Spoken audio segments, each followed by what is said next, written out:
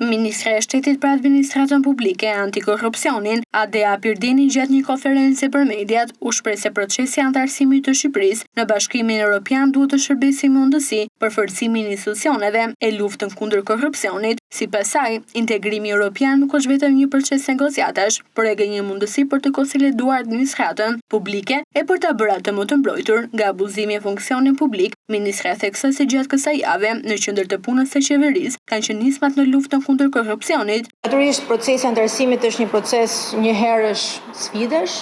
por është dhe një proces i jashtëzakonshëm dhe besoj dhe një mundësi e jashtëzakonisht e madhe e shtetformimit për Shqipërinë. Do thotë që kjo do të parë si një mundësi që ne kemi për të konsoliduar institucionet tona, për të forcuar ata, për të bërë ato më imune ndaj çfarëdo lloj rreziku që mund vijë, qoftë rreziku që vjen në forma të ndryshme të abuzimit me funksionin publik, ndaj në fokus të kësaj jave kanë qenë gjithashtu dhe iniciativat tona në kuadër të luftës kundër korrupsionit. Pirdeni u ndal edhe reformat me administratën publike, duke kujtuar se në konferencën e 8 ndërqeveritare Shqipëri-Bashkimi Evropian u përcaktuan piketat për përmbylljen e negociatave të kapitujt 23-24, si nga për avancimin e reformës në administratë. Në fakt, reforma në administratën publike është reforma mbi reformat, sepse pikërisht ndërhyrjet që ne ndërmarrim në mënyrën se si funksionon administrata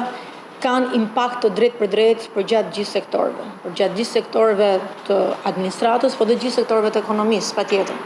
Kështu që ne mendojmë që duke pasur parasysh dhe vlerësimin që Komisioni Evropian i ka dhënë Shqipërisë, duke konsideruar që Shqipëria tashmë ndodhet në një fazë të avancuar të reformës, që Shqipëria aktualisht flasim ka një strategji të qartë, të mirë përcaktuar se ku do të shkojë me reformën e administratës publike. Ka një sistem të modernizuar të rekrutimit dhe të rritjes në karrierë në shërbimin civil. Ministra theksoi se qeveria ka përqendruar vëmendje të fortë te kapaciteti administrativ e përmirësimit të trajtimit financiar të punojësve të administratës publike. Sipas saj, që për vitin 2023 është zbatuar reforma e pagave me rritje nga 35 deri në 65% si në administratën qendrore, ashtu që në atë vendore, duke cilësuar këtë reformë si nga shtyllat kryesore të forcimit të administratës publike.